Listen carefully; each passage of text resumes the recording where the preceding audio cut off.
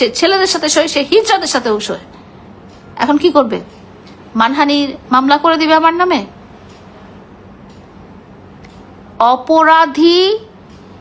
অপরাধ করলে সেটা নিয়ে সামাজিক অ্যাওয়ারনেস ক্রিয়েট করা একটা নাগরিকের কর্তব্য।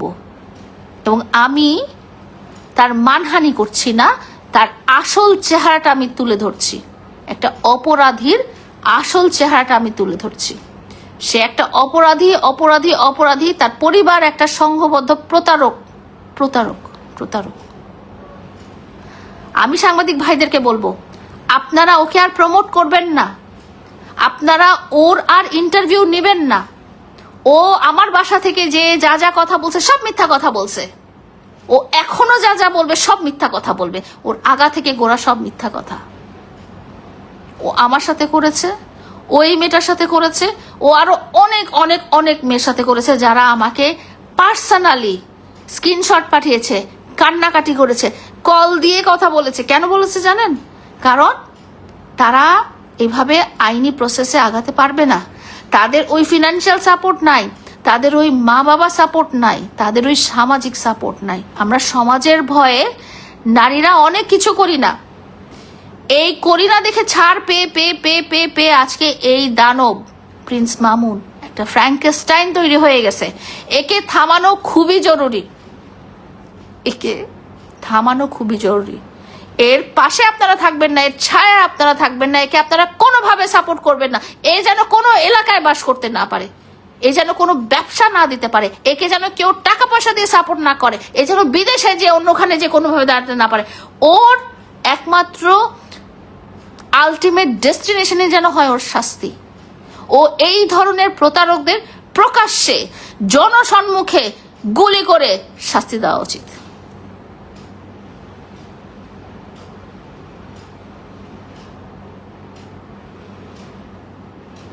ও মানুষ না, সত্যি বললাম। এই যে বললাম না যে সে মেয়ে ব্যবহার করেছে, ছেলে ব্যবহার করেছে, হিজড়া ব্যবহার করেছে, তাহলে তার কত বিকৃত মানসিকতা।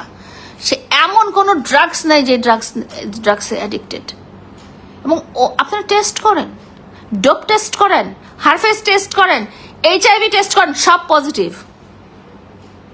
তারপরে আপনারা মামুন বলে পাগল। এই মামুনকে আপনারা চিনলেন কবে? এই মামুনকে চিনলেন যখন লায়লা ওকে বস্তি থেকে নিয়ে বাড়ি ধারা এনে রেখেছে। সেই লায়লা যখন এই কথাগুলো বলতে পারতেছে, লায়লা যখন তার ভালোবাসার মানুষ সম্পর্কে এই কথাগুলো বলতে পারতেছে, তখন আপনাদের বিশ্বাস করা উচিত। কারণ এই মামুনের কাছ থেকে আমার কিছু পাওয়ার নাই। এ এক একটা মেয়েকে ধরবে, শুধু মেয়ে না, এক একটা ছেলেকে ধরবে, এক একটা হিজড়াকে ধরবে, তাদের টাকা পয়সা নিবে, তাদের সাথে শারীরিক সম্পর্ক করবে।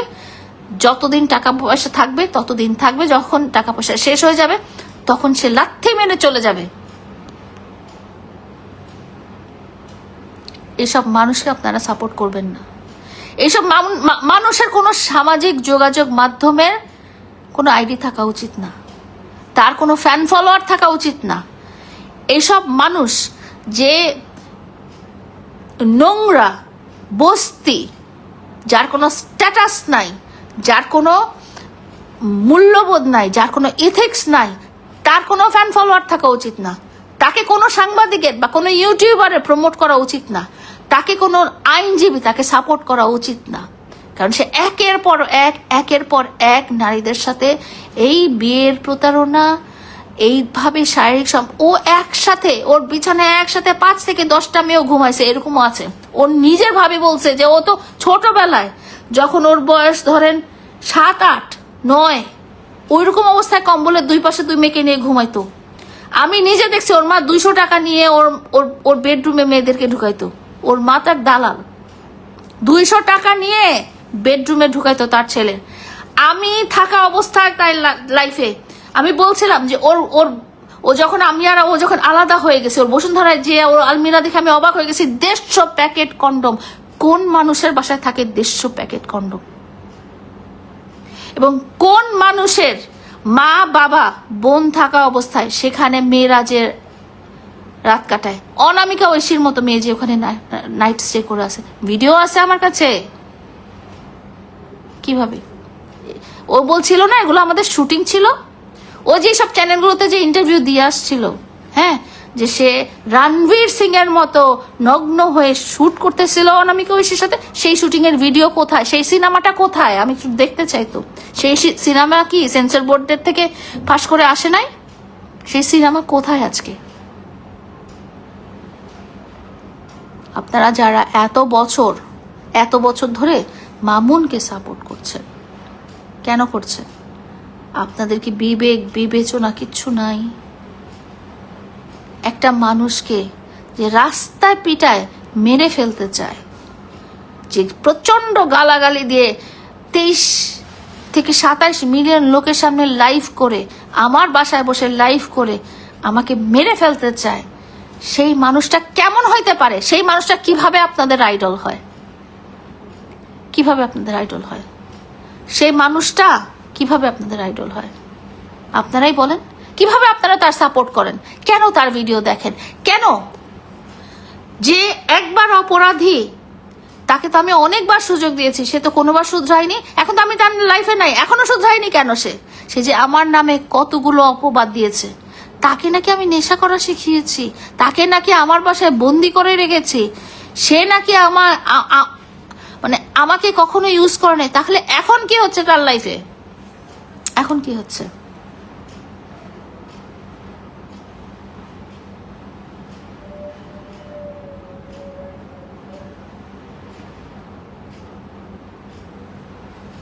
আমি বলতে চাই, একটা অপরাধীকে সাপোর্ট করা, একটা অপরাধীকে ফলো করা, একটা চিহ্নিত অপরাধীকে আইডল মানা, তার মানে আপনিও সমান অপরাধী। এই সমস্ত মানুষ সবার কথা আমি বাদ দিলাম, শুধুমাত্র প্রিন্স মামুনকে আপনারা আপনাদের জীবন থেকে বয়কট করবেন। আপনাদের সন্তান, আপনাদের ছোট ভাই, আপনাদের আশেপাশের মানুষজন যেন তার এই জীবনের আদর্শ দেখে কখনো বড় না হয়। তার এটা তো আদর্শ বলবো না আমি, তার এই জীবনের এই যে প্রতারণার যে প্ল্যানিং, প্রতারণার যে এক্সিকিউশন, এইসব দেখে যেন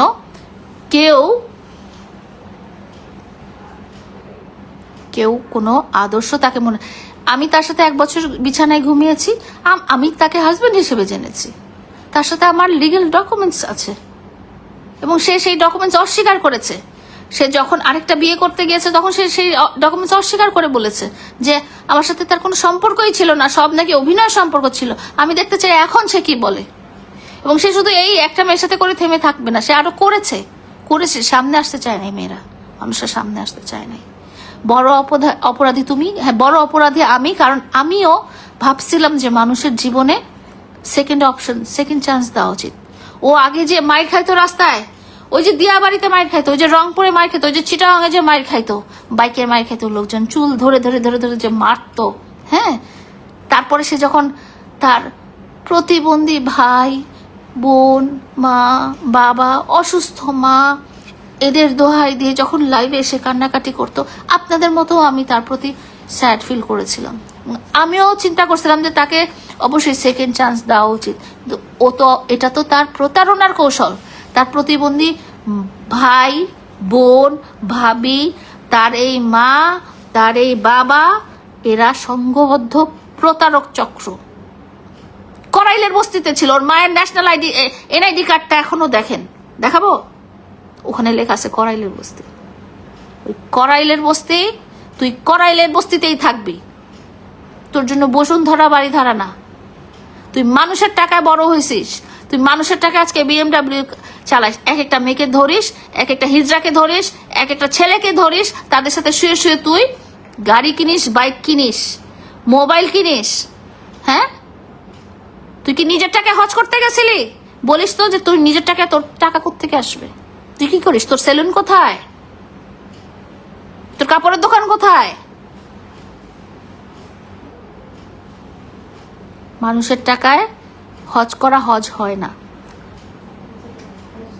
ঠান্ডা আছে? ঠিক আছে।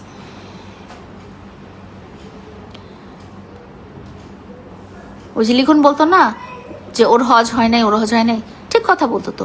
আমার কাছে সে ঋণী থেকে সে কিভাবে হজ হবে? ঋণ রেখে হজ হয়? মানুষের টাকায় গিয়ে অনৈতিক কাজ করে। আমার কাছে ছবি আছে, ভিডিও আছে, হজ করার দিন রাতেও সে নাইট ক্লাবে গেছে। তার কিসের হজ হয়েছে? কিসের হজ হয়েছে?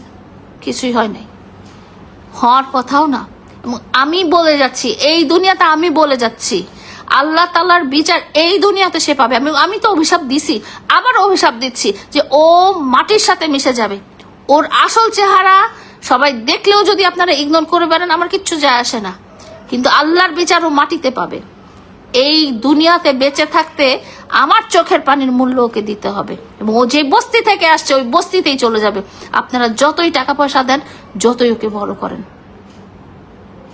বস্তির মানুষ বস্তিতেই ঠিক আছে। পায়ের জুতা পায়ে রাখতে হয়, এটা মাথায় তুলতে হয় না। মাথায় তুললেও জুতা কখনো মুকুট হয়ে যায় না।